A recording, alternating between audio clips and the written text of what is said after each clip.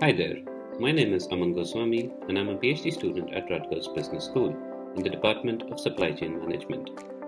Today I'm here to guide you through the fascinating world of project management.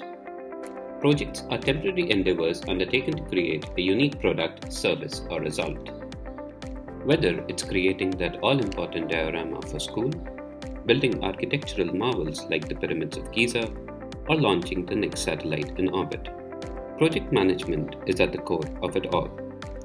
In fact, we are surrounded by outcomes of project management resulting from processes, principles, and tools used by project managers who turn ideas into reality. Projects are the drivers of innovation and change, and mastering the fundamentals of project management can help you solve real-world problems. But as we all know too well, poor project planning can lead to quality issues, cost overruns, delays, rework, loss of reputation, and lost revenues. This may seem surprising, but over 70% of all projects fail. Why do projects fail? Unclear goals, poor communication, and ineffective resource allocation are only some of the ways projects fall apart. So what exactly is project management? Simply put, it is the application of knowledge, skills, tools, and techniques to meet the project requirements. Let's break it down. Projects typically comprise several key components that, when effectively managed, result in their successful completion. Let's take a look at some of these components. Project life cycle, project phase, phase gate, project management processes, project management knowledge area, and lastly, project management process groups. In this video, we'll focus on project management process groups. Project management is accomplished through the appropriate application and integration of logically grouped project management processes. While there are different ways of grouping processes, the Project Management Body of Knowledge Guide groups processes into 5 categories. These categories are called as process groups.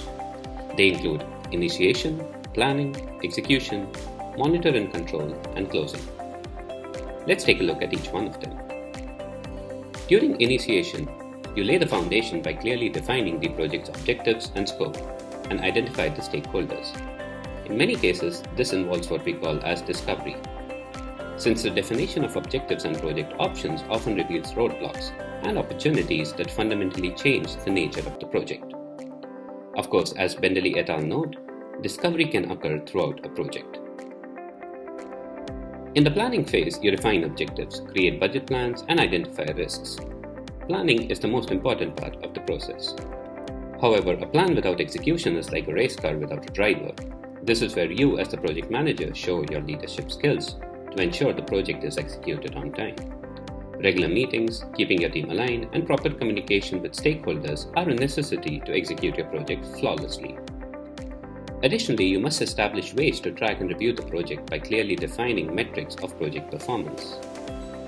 In the monitor and control phase, identify the areas which require changes in your plan, inform the team, and initiate the changes agreed upon. Lastly, you're in the closing phase. In this phase, you deliver the project outcome, finalize all documentation, and assess what went well and what can be improved. Remember that every project is an opportunity to learn and improve. And most importantly, don't forget to celebrate your success. Project management is not only about following the steps outlined in this video. It's about being resilient to challenges when things invariably go wrong, holding steadfast with strong leadership, and celebrating your wins, big or small.